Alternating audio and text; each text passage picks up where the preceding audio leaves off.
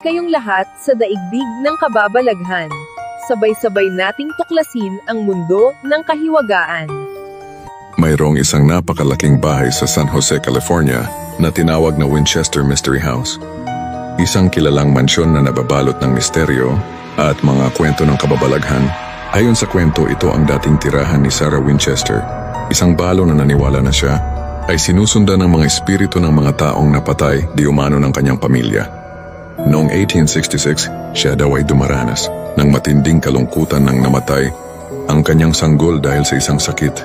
Makalipas ang ilang taon noong 1881, pumanaw din ang kanyang asawa dahil sa tuberculosis.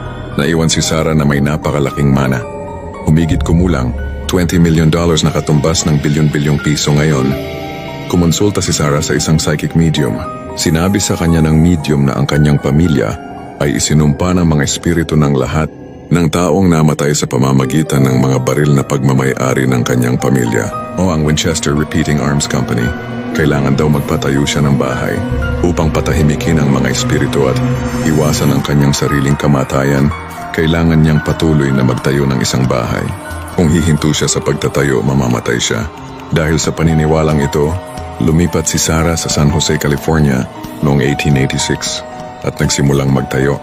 Ang konstruksyon ay hindi huminto sa loob ng 38 years, 24 hours sa isang araw, 7 araw sa isang linggo, hanggang siya ay namatay noong Setyembre 5, 1922. Dahil sa walang tigil na construction ay naging isang malaking, komplikado, at nakalilitong mansyon na may humigit kumulang 106 na kwarto, 10,000 na bintana, 2,000 na pinto, 47 na hagdanan, 47 na fireplace, 13 na banyo, at 6 na kusina. Ang bahay ay puno ng mga kakaibang disenyo, may mga hagdanan na biglang nagtatapos sa pader, at may mga pinto na kapag binuksan mo ay bubulaga ang dingding o, mas nakakatakot, ay bumubukas sa labas sa pangalawang palapag na walang balkonahe na maaaring maging sanhi ng pagkahulog. Maraming nakatagong pasilyo at daanan sa buong bahay. Sinasabi na ang mga kakaibang disenyo ay sadyang ginawa ni Sarah upang lituhin ang mga masasamang espiritu at pigilan silang mahanap siya. Pinaniniwalaan din na mayroon siyang seance room kung saan siya nakikipag-ugnayan sa mga espiritu upang makakuha ng direksyon kung paano itatayo ang bahay.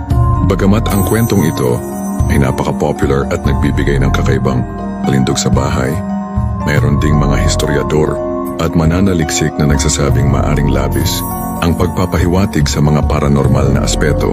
Maaring ginamit lang ni Sarah ang kanyang malaking kayamanan at ang kanyang pagkahilig sa arkitektura upang manatiling abala at harapin ang kanyang matinding kalungkutan. Gusto mo ba ang mga ganitong kwento?